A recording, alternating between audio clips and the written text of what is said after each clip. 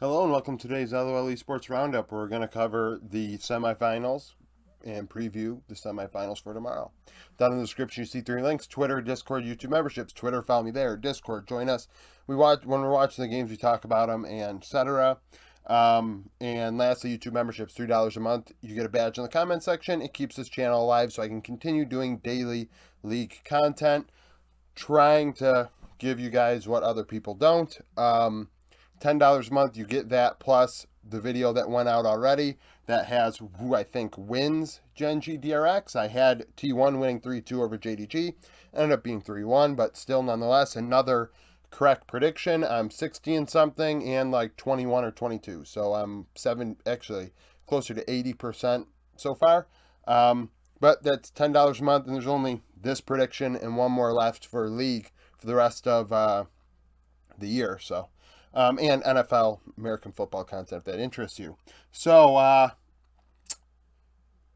T1 win, huh?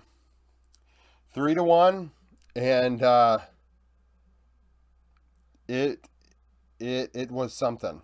It really was something. So, Guma leads the way, going 31, 10, and 29. 32% of the team's damage, 3 games on Lucian, and then Varus game 4. Owner 16, 12, and 41.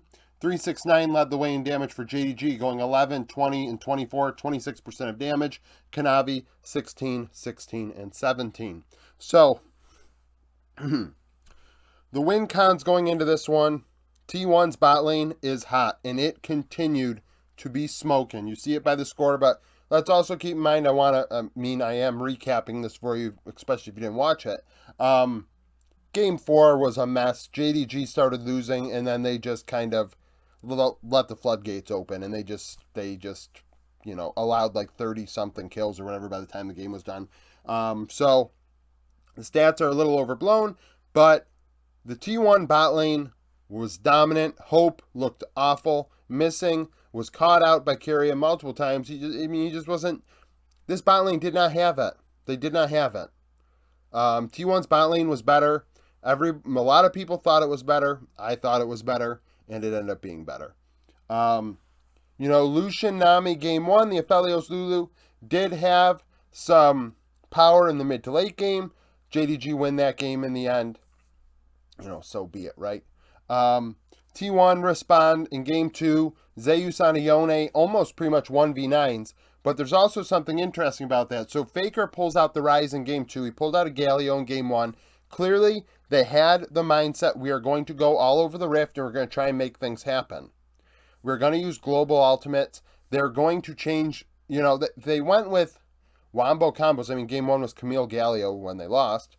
But, you've got Rise, and then they go Nocturne Rise. And in game 4, all of a sudden, JDG are like, we have no answer for a Rise. In 2022, they have no answer for a Rise. Yagao has no answer. He's on a Silas. He has no answer in game 4 to the Rise. They banned the Rise. They picked the Silas. Eventually, I think it was our B5, maybe Blue 5 pick into Azir. But it just, I don't know, I'm all over the place. It was a really exciting series. Like I said, though, in game 2, Zeus's Yone was very dominant, really made things happen, was a menace. Game 3, 369 did put up a fight against, Zeus in top lane against Gangplank. He really crushed him in the early game. He ended up getting a solo kill. He ended up solo killing Faker as well on a Rise. Faker would return the favor later on in the mid game. But he was relevant in the early to mid game, but that's the state of Renekton, right?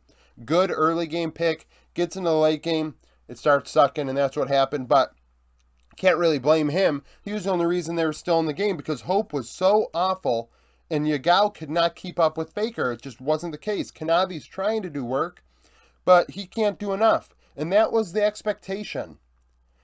Sure, he can go bot lane and try and help Hope and Missing, but Faker and Yagao, it was a close matchup, but Faker said, I'm not going to even fight you. I'm going to get out of this lane, and I'm going to go affect top lane. I'm going to go affect bot lane. And Yagao had no answer for it. Sure, he had the Talia in game 1, and I believe it was game 1. Was it game 1 or game 2? Regardless, he had Talia. He was able to match for a little while, but outside of that, really didn't have much. Um, you know, Owner had a steal, a really good Poppy steal that ended up T1 ended up feeding a few summoners and a kill over to JDG in return for. But I thought Owner did a fine job into Kanavi, who Kanavi's the best jungler in the world, but he picks Belveth twice. And it's not necessarily Kanavi's fault they lost this game. Like, Hope was a big problem, and Yagao could not keep up with Faker. Those were the two more concerning things. But I will say, and we said this yesterday, I don't know if I said it in my prediction or in the roundup, you ban Graves, you ban Viego, what is he going to pick? And it ends up being the Belveth. And Belveth is not being picked by anybody for a reason. The champ is not very good. I don't think it is very good. And he loses 2 games on it. And they try and make it skirmishy, and T1 are fine. They're winning these skirmishes. Like, JDG, we're not dominating team fights. And JDG, we're also getting picked off as well. Like, it was not their day. It was not their day. T1, run with it. But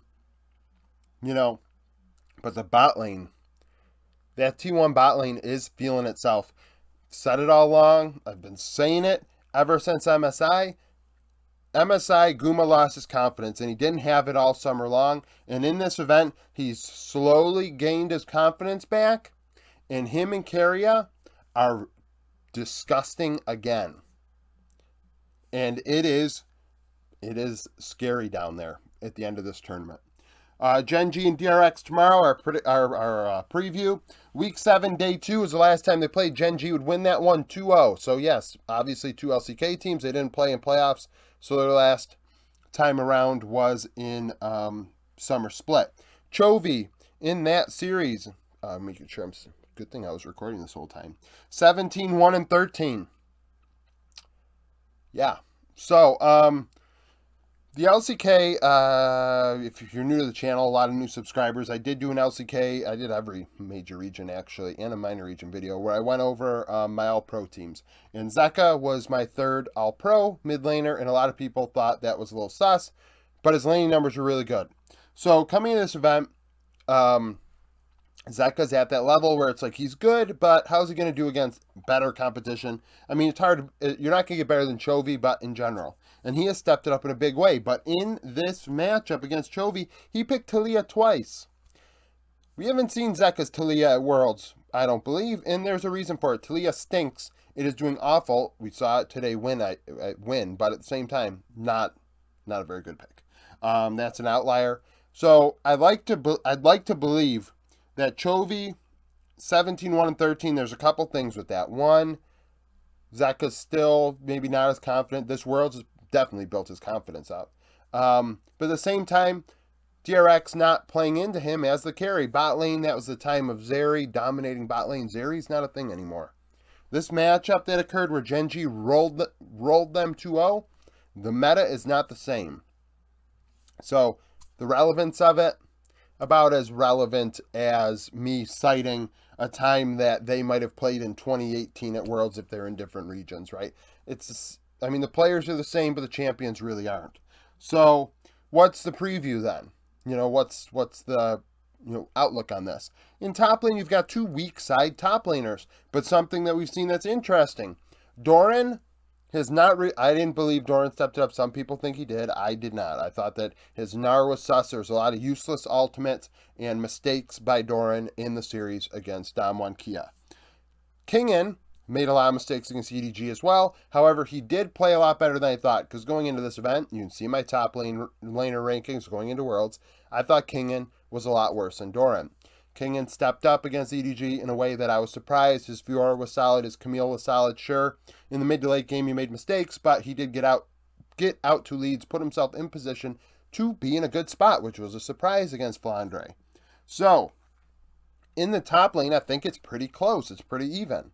It could go either way. Now, are they going to go Gragas versus Ornn, or are they going to go Camille versus Jax, or Jax versus Fiora, or what? Are we going to get fancy in top lane, or are we going to, be afraid and we're going to pick tanks and fill out and play weak side? Like, what are we going to do? So that's kind of the deal in top lane. And in jungle, Peanut's not really playing too many carries. which has been a problem, right? That's a problem. Pioshik, he has a nickname, and it's close to Pioshik, and it isn't Pioshik. So, who's going to show up?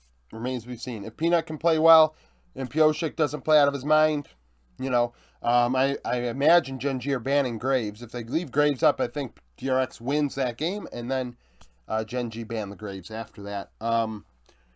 Mid lane, it's Chovy favored, but the way Zeka's playing, nobody is playing better than Zeka in mid lane at Worlds right now. So, I mean, nobody's ever ran over Chovy before, but Zeka could have more impact than Chovy if given a good matchup.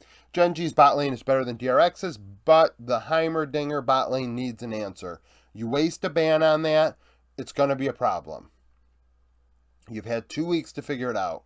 Sure, you've only been preparing for them for 1 week, but you've known about it for 2 weeks, so the coaching staff should be kind of thinking about it in the back of their mind, not only for the sake of maybe playing against it, but are we ever going to use it? Will we want to use it? What don't you use it against? Like, if they pick a bot lane, am I going to pick it into it or not? Like, that's kind of the deal, the way I'm looking at it. So Gen G should have an answer. Part of me believes that they could leave it up to see if that answer works. This is the team that came up with Singed bot against Yuumi, Yasuo bot against Zeri Yuumi. Like, it is a thing. So we have to think about that. But all things even, Gen G does have a edge over Deft and Barrel. So that's it from my LOL Esports Roundup. Thank you for watching. Like the video if you like it. Subscribe to the channel for daily League of Legends content. Follow me on Twitter. Join the Discord. Become a YouTube member so this channel does not die. And once again, thank you for watching.